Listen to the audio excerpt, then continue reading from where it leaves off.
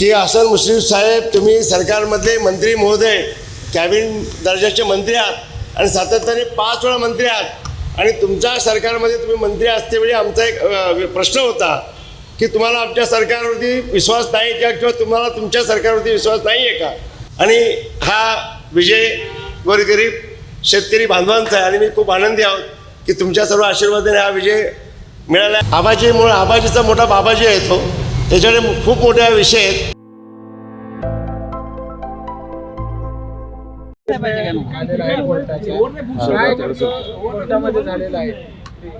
सर्वप्रथम पहिला मी अंबाबाई महालक्ष्मी अंबाबाईची कृपा आशीर्वाद आपल्या पाठीशी होता. राज्याचे प्रमुख आदरणीय आमचं दैवत देवेंद्र फडणवीस साहेब मनापासून ह्या लढ्यामध्ये साथ होती.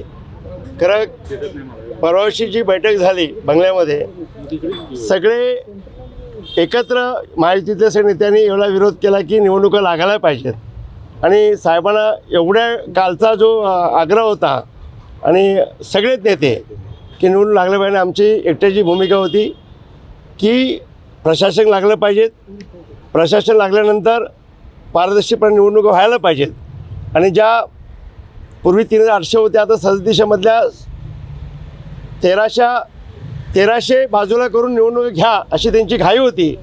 आणि आम्हाला एवढंच म्हणणं होतं की हसन मुश्रीफ साहेब, तुम्ही सरकारमधले मंत्री महोदय, कॅबिनेट दर्जाचे मंत्री आहात आणि सातत्याने 5 वेळा मंत्री आहात आणि तुमच्या सरकारमध्ये तुम्ही मंत्री असतेवेळी आमचा एक प्रश्न होता की तुम्हाला आमच्या सरकारवरती विश्वास नाही का किंवा तुम्हाला तुमच्या सरकारवरती विश्वास नाही आहे का. आणि प्रशासन लावल्यानंतर दूध का दूध आणि पाणी का पाणी झालं असतं. कारण आज कुणीतरी परमेश्वरच्या रूपाने ऐकलं आणि न्यायदेवते ते पूर्ण विश्वास होता. आणि लढ्यामध्ये माझे मित्र प्रकाश बेलारे भाऊनी जी भूमिका सातत्याने राबवली आणि एवढा मोठा नेता अंगावर घेणं इझी नव्हतं. एवढं त्यांनी ज्या प्रेशरमध्ये काम केलं ते आम्ही त्याचा शब्दच बोलू शकत नाही. आणि याच्यामध्ये हे श्रेयमध्ये जास्त असतं मी प्रकाश भाऊंना देईन की त्यांनी प्रयत्नांत आमचे जे वकील महोदय त्यांनी अतिशय प्रामाणिकपणे कुठेही बळी न पडता आज निर्णय दिला. आणि त्या न्यायदेवताला पण मी हायकोर्टचे आभार व्यक्त करेन आणि धन्यवाद देऊ इच्छितो की त्यांनी चांगला न्याय दिला.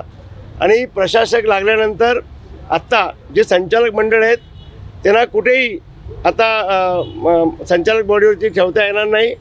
आणि चांगल्या पारशा 1300 जे आपले सभासद आहेत त्यांचा चौकशी करून त्यांना पण न्याय मिळेल. आणि आपल्या हा लढा सर्वसामान्य शेतकरी कुटुंबातून आमच्या दूध डेअरीधारकांचा विजय आहे आणि जनतेचा आशीर्वाद ह्या सर्व घटकाला आपल्या सोबत होता. हा त्यांचा विजय आहे. जिल्ह्यातील जे आमचे दूध डेअरीधारक ह्या सगळ्यांच्या आशीर्वादामुळे हा विजय झाला आहे. आणि ही तर सुरुवात आहे. उद्यापासून आम्ही आमच्या कामाला लावू. गोकुळमधला जो भ्रष्टाचार आपण प्रत्येक वेळा बोलत आलो तो ह्या आणि सगळ्यात पहिला मी कोल्हापूर मीडिया, लाईव्ह मीडिया आणि सर्व पत्रकार बांधवांचा मनापासून त्यांच्या संपादक मी खूप अभिनंदन करेन की त्यांनी हा लढा आज चांगल्या पद्धतीने जनतेचा उठाव केला. आणि मला वाटतं त्याच्यात तुमचा पण सिंहाचा वाटा आहे. आणि असंच ही साथ चांगल्या कामासाठी आपला राहावा. आणि पुढेल हे प्रशासन लागल्यानंतर तुम्हाला इन्क्वायरीमध्ये कळेल की आम्ही कुठल्या मुद्द्यावरती चौकशी केल्यानंतर तुम्हाला सत्य बाहेर येईल. आणि हा विजय गोरगरीब शेतकरी बांधवांचा आहे आणि मी खूप आनंदी आहोत की तुमच्या सर्व आशीर्वादाने हा विजय मिळाला आणि आपल्याला सत्य लवकरच बाहेर येईल. आणि आत्ताच मला आदरणीय आमचे नेते किरीट सोमय्याजी मला एअरपोर्टला भेटले. ते मुंबईला चालले होते आणि आता मी मुंबईवर आलो आणि योगायोग सांगितलं. त्यांना पण सांगितलं किरीटजी आपली पण मदत लागेल.